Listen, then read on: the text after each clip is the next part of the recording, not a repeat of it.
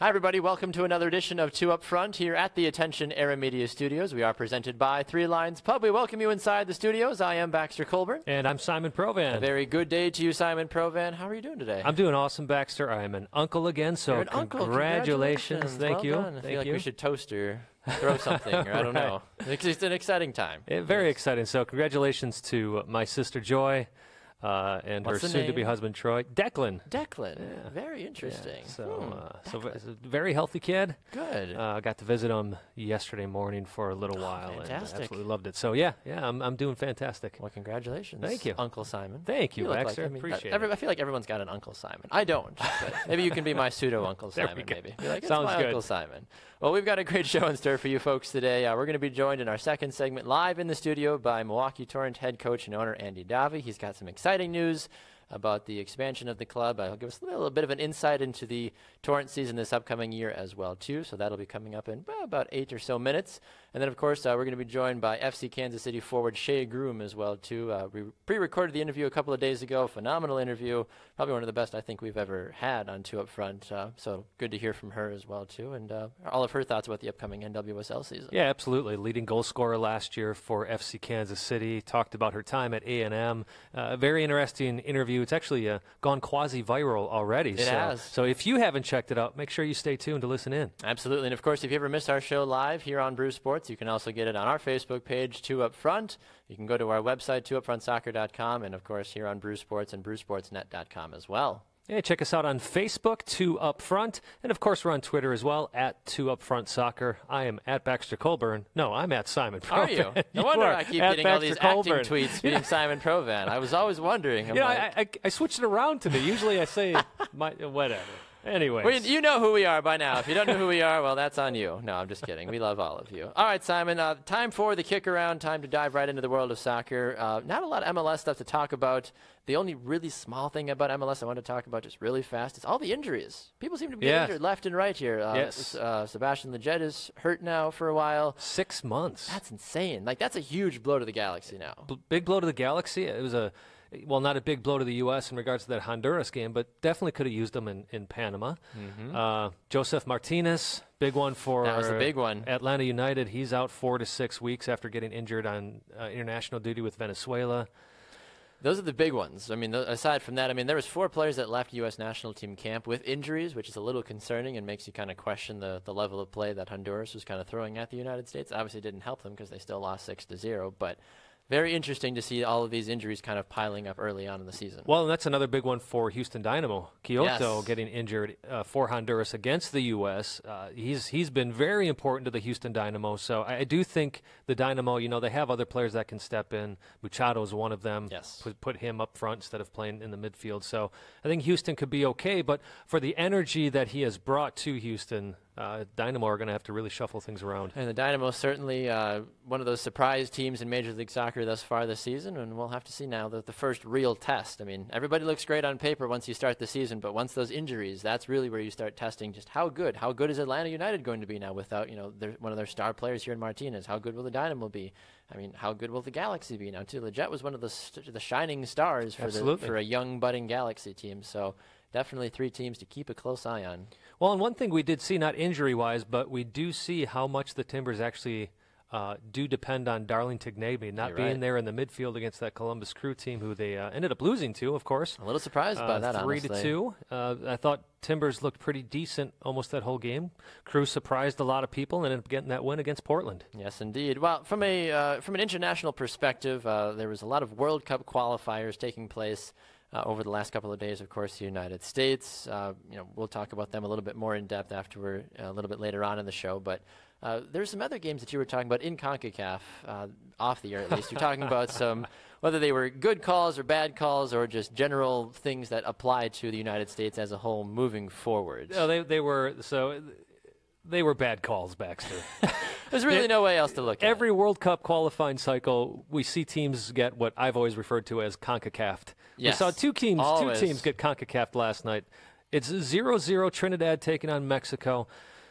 In Trinidad scores perfectly good goal. Jovian Jones gets in there, puts the ball in the back of the net. You even saw the Mexican players hang their heads for a quick second. Yep. But instead, this mysterious offside call is made.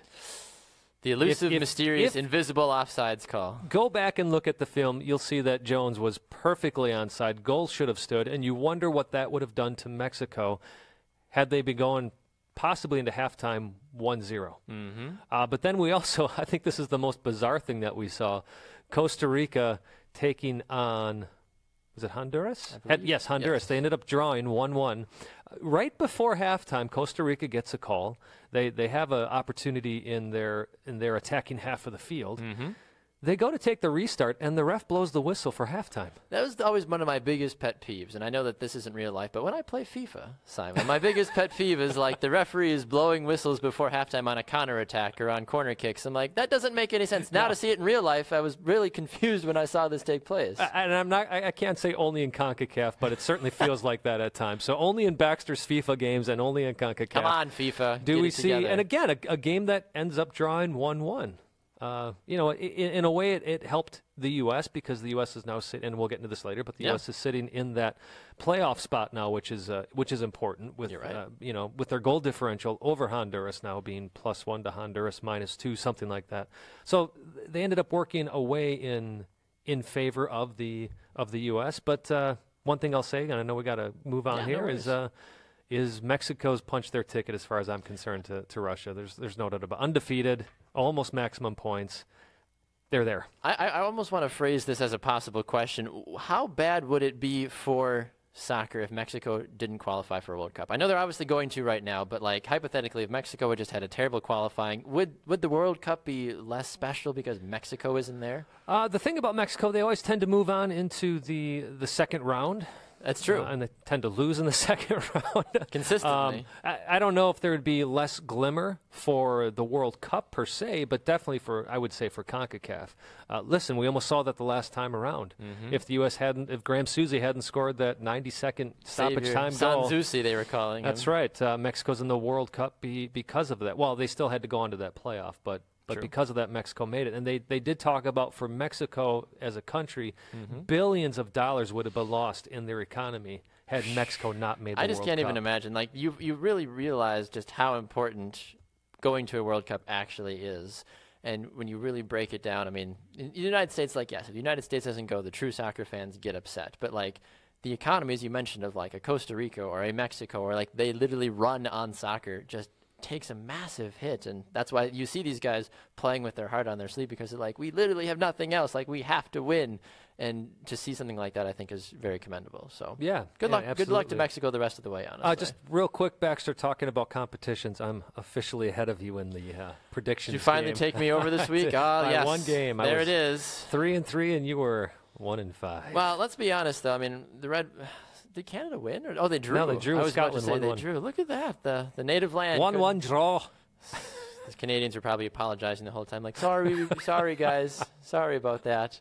Oh, my Lord. I love the Canadians. All right, well, let's move along with the show, Simon. For those of you that know, Simon and I serve as the broadcast team for the Milwaukee Torrent. Last season, we had the opportunity to be a part of the inaugural season for Andy Davi and the Milwaukee Torrent. They were able to go out and take home a lot of silverware last year, which, to an extent, some people maybe didn't know what to expect when you bring in an expansion franchise or when you start a new team. People don't always know what to expect. But Andy Davi had the dream, had the idea, and he has come out swinging since day one. And now he is going to be joining us here in the studio in just a brief moment to help us recap last season briefly, but also to help make some new announcements as well, too. So a very good day to you, Coach Davi. How are we doing today, sir? I'm good. How are you? Thanks for having me again. Absolutely. Simon, same. It's been far too long, I feel like, since we've had Andy on the show. It should be a rule or something. Every couple of weeks we have. Although I don't know if it's if Andy has anything to do with this, but the last time he was on, we were in the other upgraded studios. That's true. And now he's on again, and we're in an even more upgraded studio. And I was thinking about this morning too on my way here. I'm like, every move that we've had for two up front, Andy's always followed us. He's been there with us. That's right. From the little closet basically back at WLC to now here at Brew Sports. Yeah. And those Germans unloyal. Yeah. Well, speaking of loyalty, Andy, I mean, you continue to just pour your heart and soul out for the city of Milwaukee when it comes to soccer. I know last season, of course, was very successful on numerous fronts. I mean, a couple of championships for you folks, for the Torrent as a whole. Really briefly, I mean, now that you've really had a full, a couple of months to digest what took place last season, how amazing, when you really look at it, was last year for you in the Torrent? I didn't really have so much time because it was quick. It was really quick. There's still a lot of stuff that you have to plan and get ready for the new season. But I mean, it's again, I think I said it to one of the shows before. I think you only realize this when you go to the town or drive somewhere and suddenly you see somebody who wears a Torrent cap or a Torrent shirt, or people that you actually do not know or you don't belong, to the people that you consider friends, and then all these followers on Facebook, Twitter, Instagram, all the stuff that's going on there. It's pretty amazing. And but again, and I said this in one of the things when I talked actually with Jimmy Carlson. I said, to start something like this, you really have to be enthusiastic about this. But then to be successful and to stay successful, you need to be patient. Exactly. And I think even as a German, I was patient, and it's going really well. So you've got quite a few players returning this year. You also signed quite a few in the off season as well. So wondering if you can talk about some of the players that are returning that you're excited to have back. Doesn't mean those other players you're not excited to have back, of course. But then some of the new signings and how you feel they're going to help the Torrent this upcoming season. Yeah, we had obviously at the tryouts that we did already October, November, much more player than the last time. But being successful, you also draw more talent. Which is ultimately the first goal, I felt like. Yeah, correct. So were tough tryouts. But still were pretty good. We found players at the tryouts, like Mark Hutchinson, who is from Sun Prairie, Isaac Pereira, who played in Mexico for Club America and Cruz Azul. That, I mean, when you play in those clubs as a youth soccer, I mean, you can kick the ball. And then we have Archie Sewer, who we added a little bit later, who played in North Dakota last season. A really fast player that we are glad to have. But about the returning players, we offered every player to come back, obviously, because it was just tremendous, and some things don't work out. You need to commit to this. Obviously, the schedule this year is much busier than last year, with 14 games in 7 weeks that we have to get in. You have practice and stuff. Some of the guys coaches. But yeah, I mean, we're glad to have those guys back, and we have to prove exactly what we did last year, what will be harder this year, because the competition will be tougher. Are there any names from last season that fans aren't going to are not going to be able to see this upcoming season? Well, James Weber and Ian Bennett and Aaron Horvath are not playing with us this year. Okay. James moved to Minnesota. During the season, he's going to get married and goes on honeymoon. Congratulations to him. Yeah. Yeah, it's unfortunately he couldn't move that, but yeah, he moved up there. But he's going to move back to Milwaukee end of the summer, and that's good. So a season off potentially, but a possible open door for him to come back, though. Correct. Absolutely. The door never closes unless you do something really bad. Well, you've got some teams in this league now. It's no longer provisional. You are officially part of this conference, and of course, one of the highlights is one of the most well-supported lower division teams in American soccer, and that's Detroit City FC. I'm curious if you've had an opportunity to watch them play. I know there's been some Twitter spats between the clubs at times. Well, it's not the clubs. There are some members from Detroit and Lansing. They created fake Twitter accounts for the Torrent, and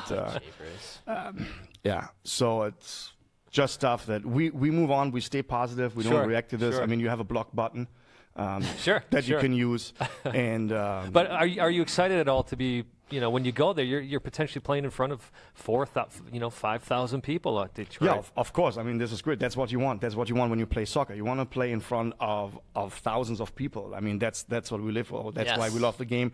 That's why we do the Torrent. We want to bring that exact time, same amount of people. We want to have them in the stands too. And obviously, I told the players, all right, I think it will be with all respect, it will be most challenging to play in front of those people than probably the team itself, Exactly. Because that has a big impact when you play in front of 4,000 or 5,000 people, and Grand Rapids draws, I think, 3,000 people. So it will be fun. We're totally excited about it, and obviously our first away game is directly in Detroit. Of course, started off with a bang, basically. I'm excited. I know the owners. The owners actually came 2011 to Milwaukee. and they took a look how I run the NPSL program here. Okay. For the Bavarian Soccer Club. So there is a little bit of history between me and them. Okay. So possible friendly rivalry, maybe moving forward. I mean, I have no problem with them. It's just. Well, Andy, big news, speaking of leagues, there's going to be a new league in Milwaukee next year with a new team. The WPSL. WPSL will be represented in Milwaukee by Milwaukee Torrent women's team. Correct. Big announcement for you just a few days ago on another television show. Tell us about this. How did this come about, and what are you looking most forward to? I feel like you weren't busy enough, so you're like, you know what, I got to do more. Had to put a whole other team in here. Well, I mean, when we remember, and we guys talked several times about it, I said I would like that all the kids who play soccer, that they have something to look up to. Yes. So we took care of the men's program. Now we need to take care of the women's program, and I have actually the franchise already since months. Really? Wow. Yeah, we just waited for the right time to announce it. And it was great that it was on TV, like I said, with all the Division I colleges, or all the colleges that we have. Not even this. I think it's 12,000 registered girls who play in southeast Wisconsin. I mean, you would know more about that than I. We have a total of over 40,000 kids who play soccer. It was logical that this is the next step for us. And I knew when I started this, and I talked without the board, I wanted to do the same thing that I did with the men's program. We're going to announce it now. We're going to build the program up for 1 year. It stays as an amateur as for now, but also we keep it open to do this professional later. Interesting. So, I mean, and Simon and I talk a lot about the NWSL on the show. Is that, I mean, you literally just announced this, but is that a potential future goal, is to maybe be an expansion side in that regards? I know obviously there's the money and everything that goes into that, but is that the goal, or is it going to be the WPSL for a couple of years? It's absolutely the goal. I mean, let's stay for a few years in the WPSL. I mean, you have great competition. We will be in the Heartland division with Chicago, the Red Stars. Oh, sure. With the Twin Stars from Minnesota, Des Moines Menace, and then 2 teams from Kansas City. So and this is a league too that has over 100 teams in it as well too. So you're experiencing high caliber players left and right. So that's only going to make your team better as well. Correct. Yeah. Well, that's phenomenal. I mean, I think that's something that I think Milwaukee needed. I think you've already been kind of a pioneer with trying to bring professional outdoor soccer. Now that you've got the women's side as well there too. I mean, I think that's very commendable. So congratulations. Thank you very much. Thank you as well too. Honestly.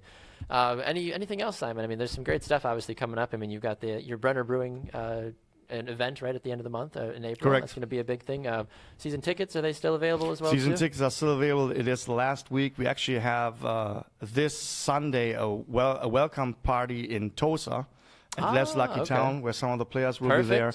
It's the last time to get season tickets. Okay. And then the big season opening party at Brenner's. That's exciting. I'm hopefully coming by on Sunday if I can work out the schedule with the wife. So. I will be in Wisconsin Dells, speaking of soccer, coaching my younger daughter. Well, Andy, we appreciate you taking the time to join us. Thanks for having us. On Two Up Front, and we hope to have you back again as well soon. Absolutely. Thank you very much. Absolutely. Right, thank you, Andy. Next up here on Two Up Front, we had an opportunity earlier in the week to sit down and have a conversation with FC Kansas City forward Shea Groom. Shea is a young, budding talent. She spent her college days down at Texas A&M. Simon did his very best to keep his manners together in that one, even though he's got that hook 'em horns pride. But aside from that, there's Shea, a phenomenal interview, somebody that really is going to be a pioneer for women's soccer as a whole moving forward.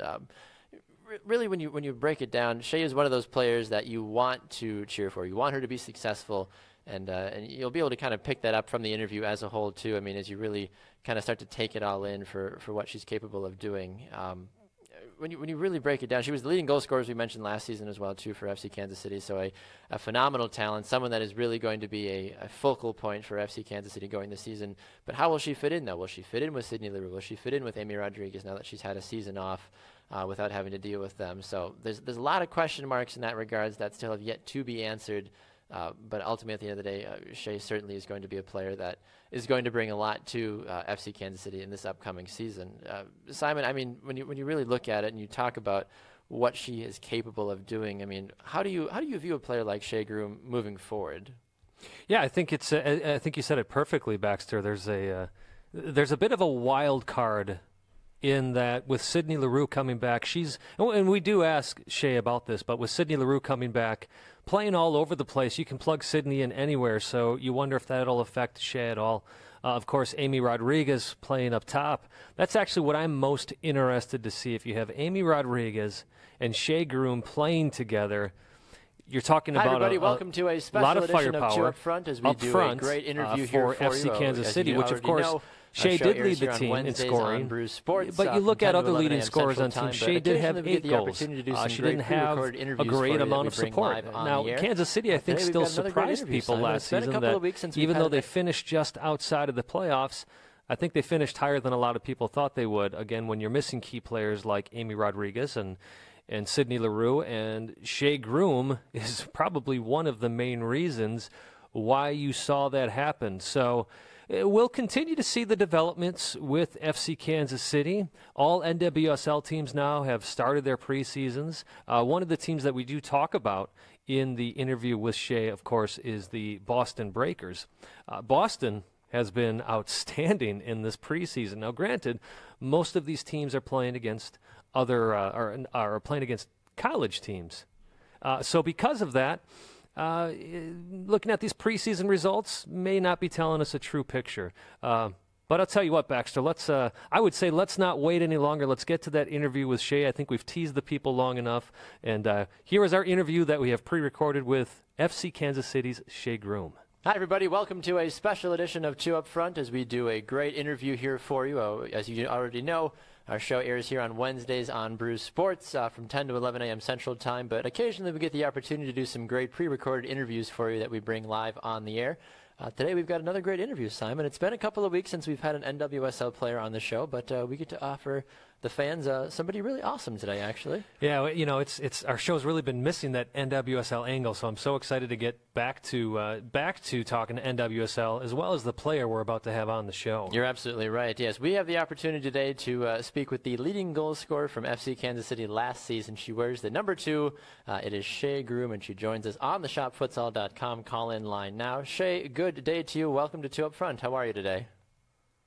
I'm good. Just happy to talk to you guys, and yeah, I'm excited. Well, we're excited to have you on the program today, Shea. First and foremost, congratulations on leading your team in goals last year with 8 as a whole. Definitely no small feat, especially when you've got gals like Amy Rodriguez and Sydney Leroux not present for the whole season. What's your kind of your quick review of how you thought 2016 went as a whole, especially with your success in the goals department? Yeah, definitely. I think 2016 was a growing year individually and also as an organization for FC Kansas City. Obviously, we were missing some of the players we had in that championship season the year before, and we were missing players like Sid and A-Rod who were out creating their own little family. So it was quite the adjustment, I would say. I learned a lot just by playing a one front and getting that opportunity to get a lot of experience, a lot of minutes, and a lot of games. And luckily, I was fortunate enough to score a few goals and get some experience in that light, too. And I think that's going to carry over into this next season. It definitely carried over into my off season. So I was really happy with the way it went personally. Obviously, as a team, I would have liked us to go to the playoffs and make another championship run, but just wasn't in the cards for us last year. Yeah, not too far off making the playoffs, finished with 26 points. Western New York Flash, who was the 4th seed, finished with 32. But talking about 2017, I'm curious if Coach has talked to you at all about Amy Rodriguez coming back, of course, being able to pair up with you up top. Sydney Leroux kind of plays all over the place. Wondering what you're most looking forward to in 2017 and how Coach might use you this upcoming season. Yeah, I'm really excited to see what our offense looks like this year. We've obviously been in preseason for a couple weeks now, and I had the pleasure of training with Sid all off season. So we kind of got to build a chemistry and a connection during those few months in the off season. And now having A-Rod back, it's kind of just fitting the puzzle together and see how we work best with each other on the field. Played a couple preseason games, and I think we're starting to make those partnerships, make those connections, and build that chemistry between us three on the front line. But I think we're still trying to figure out, the mobility between all three of us and, maybe where we fit best on the field. So it's exciting, though, last year I felt like a little bit on my own, a little bit on an island, and a lot of the pressure and the goal-scoring pressure sometimes leaning on me. But I think this year it can come at all angles, and you're kind of going to be surprised, and we're going to keep defenses on their toes because they don't really know where it's going to come from. Talking with Shea Groom here on Two Up Front. Shea, you had a very unique opportunity to lead the team in goals last season. Aside from that, you also led the team in red cards last season as well. I don't necessarily know if that's something that you should be proud of or not, but is that your first professional red card that you were issued last year? Yes, I can say I have not had a red card in a long time, but it was not my first ever. But okay, you don't really strike me sadly, as a very mad person, so I guess I don't know how that how you get a red card seems a little puzzling to me.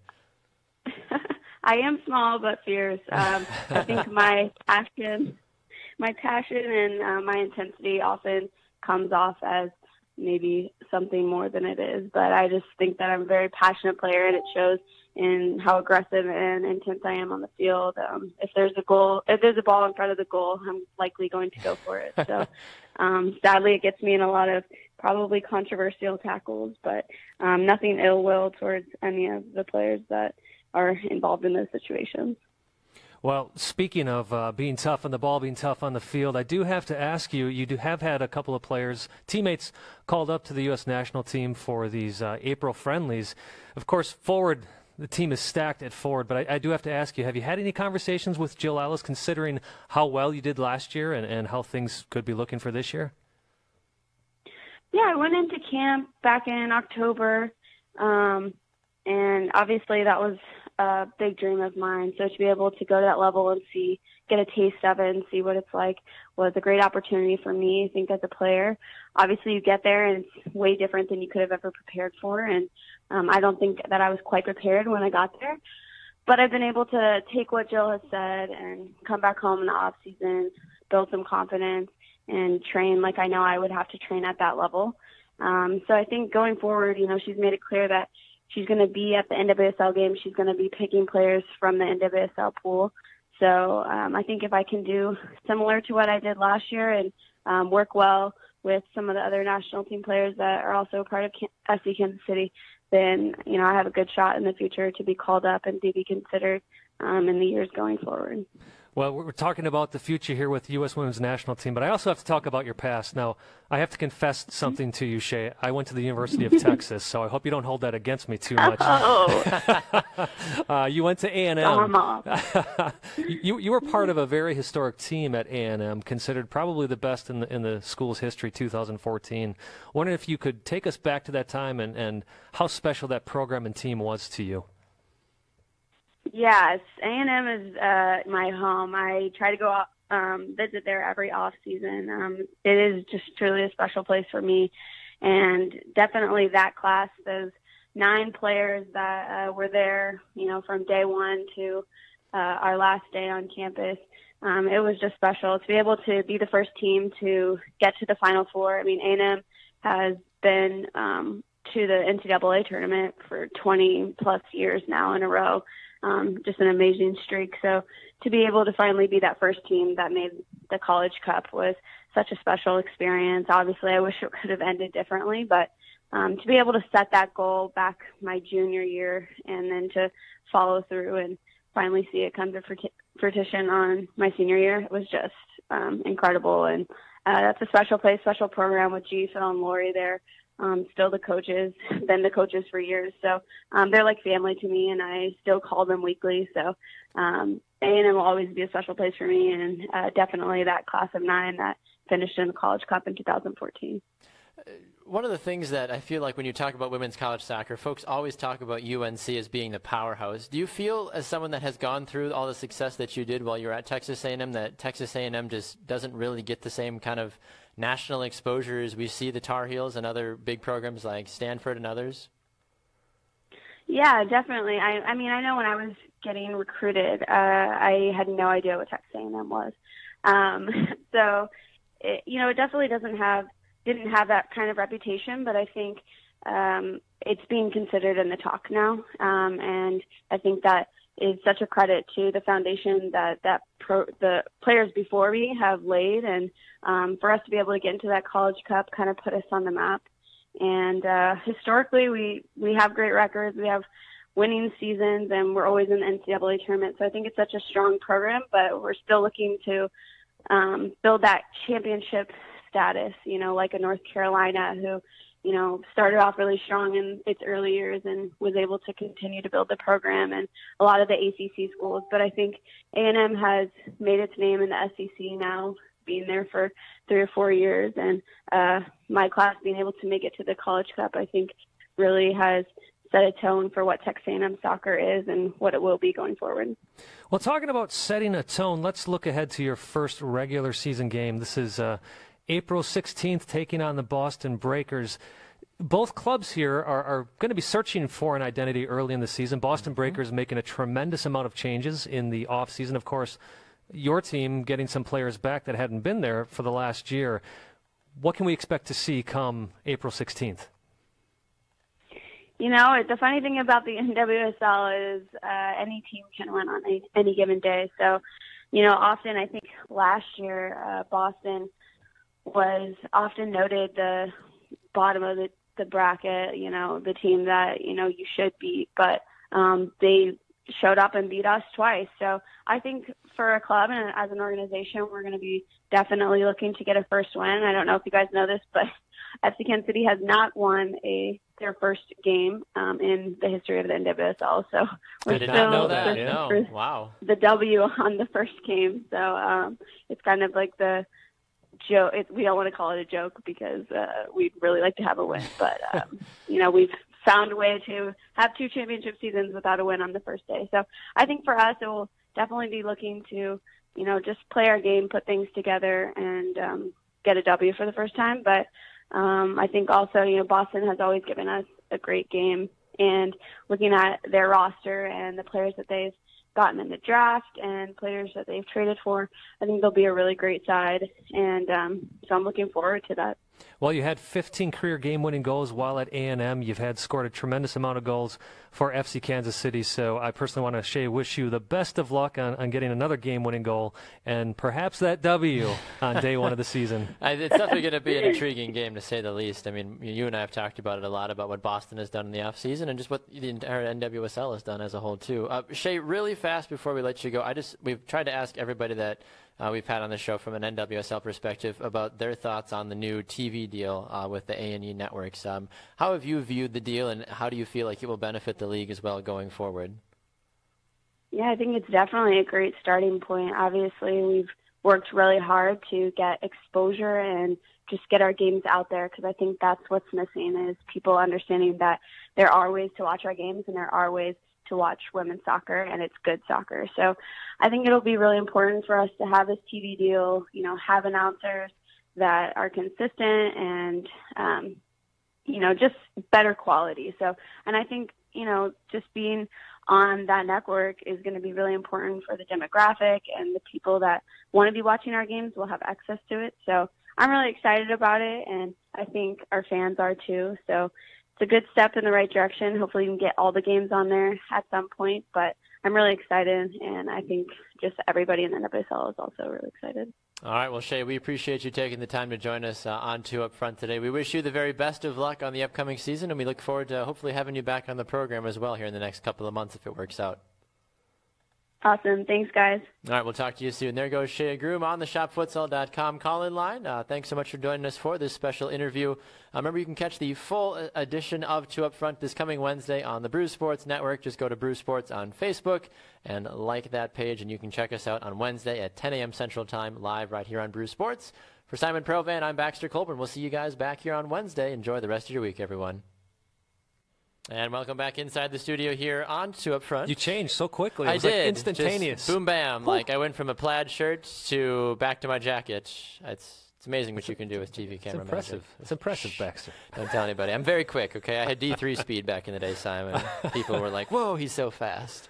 What an amazing interview. Shea is probably, I mean, I've always appreciated Shea Groom, but now I am an actual fan of Shea Groom. Sure, absolutely. My goodness, like one of the sweetest people you will ever talk to in your life, and just so genuine and so driven and so successful at such a young age but it doesn't really like get to her head like, yeah, I led the team in goals last year, but because I knew that I had to step up and rise to the occasion, not like, well, yeah, because I'm the best player on the team. Clearly, that's why I scored the most goals. Exactly, right. Yeah, very, very down to earth. I mean, even the way she talked about Texas A&M and how proud she still is of that program, that she gets back there every single year. I mean, that says a lot about somebody who knows where they came from, understands their roots, and is always willing to give back, which is a cool thing to see. You're absolutely right about that. NWSL preseason still very much in full swing. We'll get into that a little bit more next week. Can we tell people who our interview is next week, or should we wait? I think we should let them know, let the folks know. So it is officially confirmed. We will be joined next Wednesday on the program by NWSL number 1 overall draft pick out of the University of Wisconsin, Rose Lavelle. She will be joining us here on the program. She is a member of the Boston Breakers, a member of the U.S. Women's National Team. She will be here with us next week. A breakout performance at the She Believes Cup. Unbelievable. So I'm excited. Hopefully, I mean, she's already a really quick gal, so I'm hoping we can keep up with her. So we'll have to see, because she'll probably just fly all over the place, but because of how fast she is. That's right. But, I see what you did there. I was going to say, I was like, you're looking at me like, what are you talking about? But like, I'm trying to say she's really funny and fast. But anyway, Rose Lavelle, she'll be here next week with us. So make sure you tune in here, of course, on 2 Up Front on Brew Sports at 10 a.m. Central Time to catch that interview. All right, moving along, staying with the national team, but going to the men's side of things. The United States had 2 crucial World Cup qualifying games over the last week, basically. They had to take on Honduras and they had to take on Panama. I thought Honduras was going to be the difficult game. I thought this was going to be a very close game. I thought it was going to be maybe a 1-1 or a 2-1 sort of game. I think I actually called a draw in that game, think, in our predictions. Yes. And I thought the U.S. was going to run over Panama. Turns out that they decided to listen to us and be like, we're going to do completely opposite. Well, they listened to you. Yes. Right? I had predicted, I think, a 3-1 scoreline on the Honduras game. My whole thing was that Bruce Arena's back. He's going to bring that fighting spirit back to the team that we haven't seen in a while. A lot of players have actually come out and said that as well, is we've got a spirit about this team that we just haven't had in so long. And I think it is a good example of an American coach understanding that American mentality. And that's, again, I'm not making a comment whatsoever, any xenophobic thoughts or anything like that, because I realize we do have nationalized Americans on the team as well. Absolutely. But Bruce Arena got everybody back into that mode of believing that we can take on anybody, we can beat anybody. And Honduras is not a world power, but they were in the last World Cup. Yes. And they've gotten even better in the last year and a half. Exactly. So their best players are tearing through Major League Soccer right now. That was the second highest scoreline of any World Cup qualifying game in CONCACAF history, Baxter.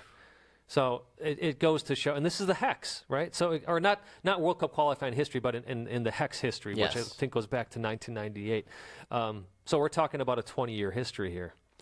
So we saw Bruce Arena bring that to the team. We saw a team that Bruce Arena had to fill in holes with both times, especially in the Panama game, but even in that Honduras game, not having Fabian Johnson.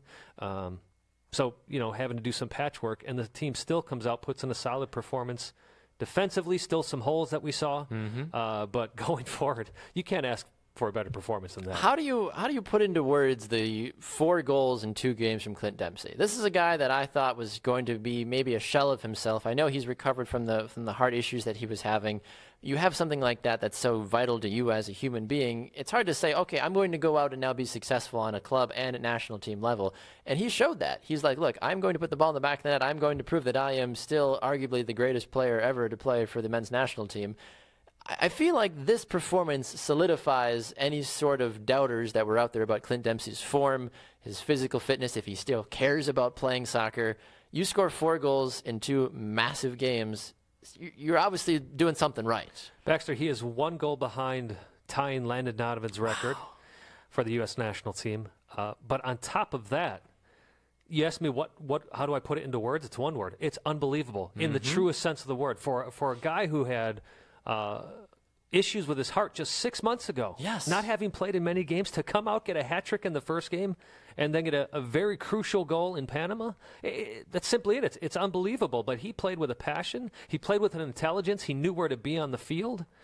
Obviously, he was always there. But a key to that, too, is having a player like Christian Pulisic playing right behind you, feeding you those balls. I mean, I hate to say revelation, but for lack of a better phrase, what a revelation Christian Pulisic is for this U.S. men's national team. It really, no matter how you break it down, you want to try to be like, listen, Christian Pulisic, he's still young, he's trying to learn the systems, what could he possibly do? This is a guy that is consistently playing in arguably one of the greatest leagues in the world. You're playing for Borussia Dortmund in the Bundesliga.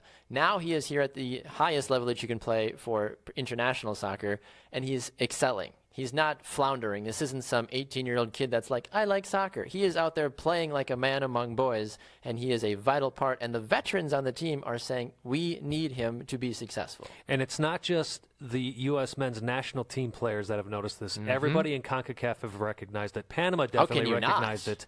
So what Panama did in this game, something effectively, but certainly things that, we're not a fan of this type of soccer, they just kept going at Pulisic, physically taking him out. I think he was fouled 4 times in a matter of 2 minutes at one point. And when you have a referee that's not giving out cards, players are going to keep coming at them. But I love what Bruce Arena said about Christian Pulisic, because Bruce was asked, how do you move forward with this? How does he adjust to this? And Bruce said, look, he's a player who plays for a big-time club in a big-time league in big-time competition. He'll adjust. Literally, you look at the atmosphere you have to play in if you are a member of Borussia Dortmund. When you go play Bayern Munich or you even host a game as Borussia Dortmund, there are 70 to 80,000 people there screaming, good or bad.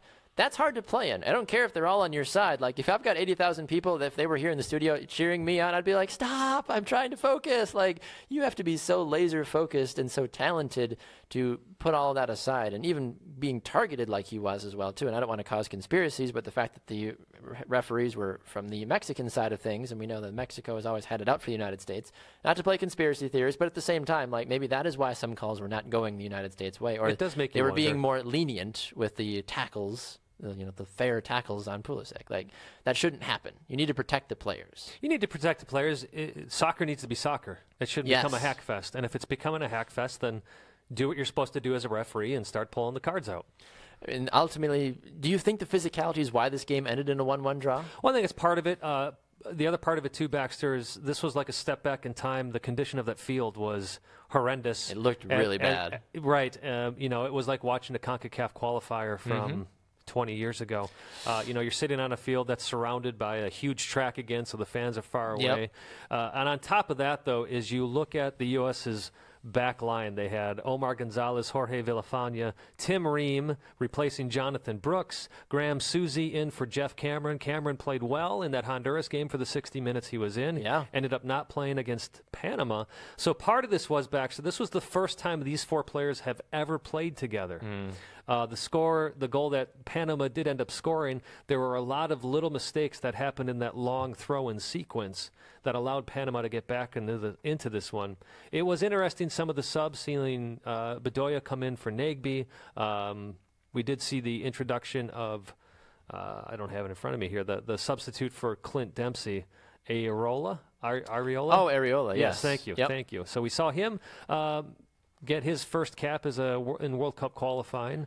I don't know if there was a point in which Bruce Arena looked at this and thought Dempsey was getting tired, or if it really was a matter of him feeling comfortable with the 1-1 draw and saying, let's bleed some guys into this. Well, one of the things that I'm a little concerned about is why guys like Walker Zimmerman and Dax McCarty didn't get a single minute. That would have been the time, I feel like, to try. Even in the Honduras game, like, look, guys, we were up already 3-0 at halftime. Dax McCarty, who was getting his, some of his first call-ups in a long time, give him the opportunity. A young guy like Walker Zimmerman. How often do we say, the young players, they don't know what it's like to play in CONCACAF? Give them an opportunity if you're up 3-0 like that, especially on the defensive side of things when you've already been getting guys beat up from an injury perspective. Why not go and, as you said, bleed some of those guys in? Those are 2 very young, budding players. I mean, obviously Dax is a little bit older, but you're giving them guys that literally just want to support their country and just play for their country. Why not give them that opportunity in that game? And I'm not necessarily defending this, but I think what we do see with Bruce Arena, and actually this was his downfall in 2006, is sometimes, and actually Landon Donovan had commented about this, he has too much loyalty to some of his players. But he likes to repay that loyalty. Of course. If you've done well under Bruce Arena, he's going to squeeze as much out of you as he possibly can. Very true. And as a national team coach, you got to be able to pull back from that at times. When you really look at it and you try to break down this 2-game stint, is 4 points adequate? Yes. Can you be happy as a national team fan? I think you can be happy. I think you still feel that the U.S. should have gotten 3 points last night. Mm-hmm. But can you be happy? Yeah, this was the goal that Bruce had set out. We want to get 4 points. You know, CONCACAF is deceiving. Everybody around the world thinks, boy, you know, if Germany played in CONCACAF, they would blow through all this competition. Well, okay, maybe difficult Germany would. to play, but you know. When you're going down to Central America, playing in these conditions. Doesn't matter who you are. It really doesn't. Are we going to ever see regulations about field condition? I think we've had this debate before, but I don't know. I feel like there has to be a standard set for certain like playable surfaces. Yeah, the difficulty there is there is the surface itself, but then what about elevation? What about weather conditions? Right. I think there may be certain things too you can't many help, variables. obviously. Right. But field condition, I feel like, is something you should maybe be able to put a little bit more time and effort and money into, but I don't know. All right, moving away from the national team and quickly focusing on the weekend that was in Major League Soccer. Only a couple of games taking place. The Portland Timbers drop a close one to the Columbus Crew, 3-2. Did you get an opportunity to catch some of this action at all from this game? I did catch some of it. I was actually out to dinner with my wife and kids when the game was on, but I did sneak a few peeks at it. Shh, that's the classic, like, phone under the table, like, yeah, honey. Uh-huh. Oh, my gosh. Oh, she knew. She just rolled her eyes at me a few times. What are you doing, Simon? Come on. Again, great energy from Portland. They're playing New England this coming weekend. Yeah. On ESPN. The one game the Revolution get on national television. I do think we see Portland come back, Baxter, and have that energy. They get Nagbe back. You know, 100%. I know we're trying to talk about the games this past weekend. To be honest with you, I didn't get a chance to watch much of the other games. I kind of had them on in the background. You didn't miss much, honestly. No, all the other two were draws, right? New York Red Bulls. And the Red Bulls drew 0-0, and then the Revolution beat Minnesota 5-2. I did get to watch some of that game. I wasn't able to watch it, but I was following it, on my phone, and literally every time I hit refresh, there was a new goal. Yeah, the thing that what is going on in Minnesota or New England? The thing I took away from that game is, first of all, New England completely dominated that game. Just from the first half, from what I remember watching, every time I'm looking at the game, New England is in the attacking third. Mm-hmm. Just pushing Minnesota back. Juan Agudelo got named Player of the Week this week. Well, and deservedly so. He was all over the place. He was in the right place at the right time all the time. A lot of soccer intelligence from him in that game. I'm really hopeful that they actually they erase the fact that they just beat Minnesota, the worst team in the league, but they utilize and be like, look, guys, our offense was finally working. How can we actually go be successful now the rest of the way, especially now they have to go play for the worst team to arguably one of the best teams in Portland now. So, Lord willing, the Revolution keep their chemistry together and they go out with the same vigor and attack the Timbers and the same way they would have attacked Minnesota. So hopefully we'll see a competitive game. I mean, especially you being a New England fan, you do want to see that this type of game brings some belief to them. Yes. At the same time, it was a very similar scoreline with Portland beating Minnesota United 5-1. True. So I was reading a stat that Minnesota United is on pace to have a goal differential over the season of like 109. I was about to say it's got to be somewhere in the hundreds, honestly, which is just so embarrassing. And yet, well, I guess it actually, we talked about how it's interesting that their first brace as a team on the season was against the Colorado Rapids. Right, yeah. And their first point was against Colorado. But I think it does go to show, as we've talked about the last two seasons, how poor Colorado is with their offense. They really are. They have a lot of issues that still have yet to get worked out. So, taking a quick glance really through the weekend coming up here, obviously Portland, New England, that's going to be a fun game. We'll have to make our official picks here off the air, unfortunately. But games to keep an eye on this weekend for sure. Houston and the Red Bulls. Bradley Wright Phillips actually just got re-signed to a new multi-year contract extension, so the Red Bulls going to be consistent and strong for a much longer time. I'm going to be curious about the Vancouver Whitecaps Galaxy game, Columbus, Orlando, San Jose, New York. There's some good slates of action this weekend overall, so I'm looking forward to it. Yeah, the one thing I have to bring up, Baxter, please. If I know we've got about a minute left, I'd love to do our I Believes, or at least let me do an Hit I it Believe up. Let's go. So, really quickly, my I Believe this week, Baxter, is that this is fantastic. I see it on your screen, and I'm trying not to laugh. The Phoenix Rising FC is going to win the USL this year because they signed, believe it or not, 39-year-old Didier Drogba. How does this even happen? They're a USL side, and they've signed. I mean, it's kind of like a Tim Tebow move from a marketing perspective. You sign arguably one of the most recognized people in soccer history onto your team. So well, and we saw him play well with Montreal. It's not like he scored 23 goals across all competitions when he was with Montreal. That. I need a Phoenix Rising jersey now. All of a sudden. Well, and that's what you wonder: is this their way of getting money? And Phoenix has talked about MLS aspirations. Well. This is one way to do that. But I wonder how much he's getting paid. Does the article say how much? It does not. By the way, so we're not doing any type of illegal things. This is from lastwordonsoccer.com. Okay. It also goes on to talk about Sean Wright-Phillips is playing with this team. Oh, my gosh. Omar Bravo, who had played with Chivas USA, is on this team. They're just taking everybody in. Yeah, so it's... Landon Donovan, David Beckham, they're all coming out of retirement to play for Phoenix. This is like the all-star team of USL, I hear that Gerard is going to be leaving Liverpool. Yep, breaking news. Yeah, Messi just signed as well, too. He said he's got a couple of games since he's banned for a couple of matches. He's going to go do a short stint with Phoenix Rising. Why not? Everybody come to Phoenix. I'll tell you one thing. What I will say is instead of these MLS teams playing friendlies against some European teams that bring in their C teams, head to Phoenix. Play the Phoenix Rising FC. There's a great friendly for you. That is amazing. I am actually going to pay attention to USL now just to see how Phoenix does every single week. All right, well, we got to run, unfortunately, but a very special thanks to Andy Davi of the Milwaukee Torrent for joining us, giving us some great insight. A special thanks to FC Kansas City's Shea Groom as well, too. Thanks to all of you that have been commenting and viewing and sharing and just continuing to build Two Up Front as a whole. We can't do it without you guys, so our deepest gratitude to all of you for everything that you continue to do. If you do miss this show, of course, you can get it on our website, twoupfrontsoccer.com. You can get it here on Brew Sports, the Brew Sports website, brewsportsnet.com, and, of course, you can find it on iTunes, iHeartRadio, and Spreaker.com as well. Yeah, and check us out on Facebook, where, of course, you can also see the show. And check us out on Twitter, at 2UpFrontSoccer. I'm going to get this right this time. He is at Baxter Colburn. I am at Simon Provan. All right, Simon Provan, a pleasure as always. We'll see you again next Wednesday. Sounds good. Looking forward to it. With our manager being the one above, we are Two Up Front.